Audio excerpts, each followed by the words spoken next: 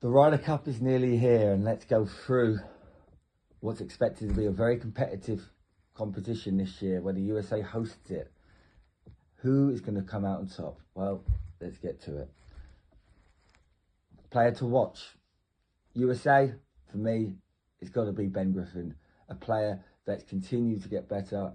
2 wins on the tour, major performances.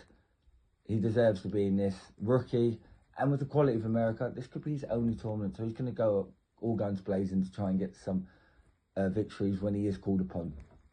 Europe, Justin Rose.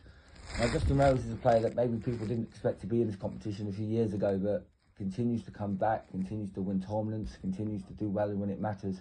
He had a great year this year. He won. He could have won the Masters. He knows how to play in this tournament. He loves it here, and he's a vital experience, and he fully deserves to be in this lineup. And he's definitely going to be a player to watch, because compared to probably the players that are in their prime, he's a player that will still show quality when it matters. Supporting act. The player that might support the best player, potentially become the best player, but he has to play well if either team's got an opportunity. We're going to start with Justin Thomas. One of the big names for me that is on form. America's not as strong as they've been previously, and the bigger name players are not playing as well, apart from maybe a few, and one of them is Justin Thomas. Come back in form, solid year, a win or two, a decent performance in a couple of majors, and he didn't play last year, so he's going to be chomping at a bit to assist all his players to try and bring that cup back to America and keep it there. Tommy Fleetwood, what a year Tommy Fleetwood's had, what a few years he's had. We know he can play well in the Ryder Cup. He got his first PGA Tour win after numerous unsuccessful attempts. Very popular, very rugged in the way he plays, and he loves match play, and he loves this sort of environment, and we've already seen that. So he's definitely going to be up there, potentially one of the best players for Europe this year. The main man, key player, very obvious here, very easy for both teams. Scotty Scheffler, I don't need to say any more.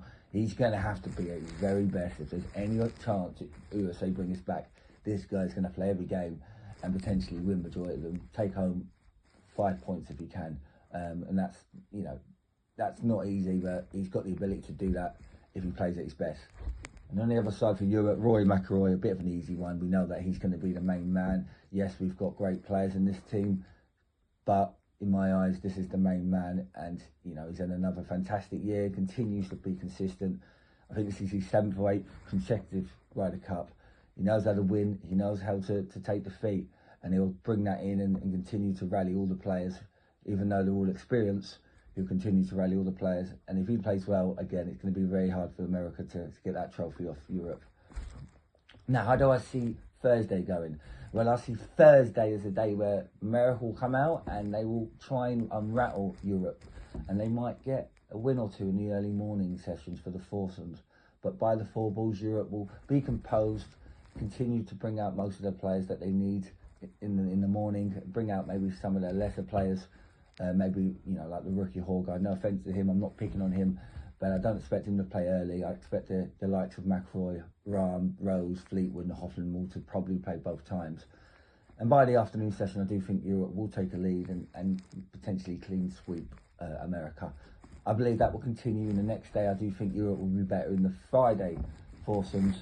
When it comes to Friday, I do expect Europe to take a big lead and potentially be very much in the driving seat. I do expect both sessions to be won by Europe. Maybe not winning every one, but potentially winning at least 4 through the day, maybe taking 1 loss and 3 draws, and that would put Europe in a very strong position.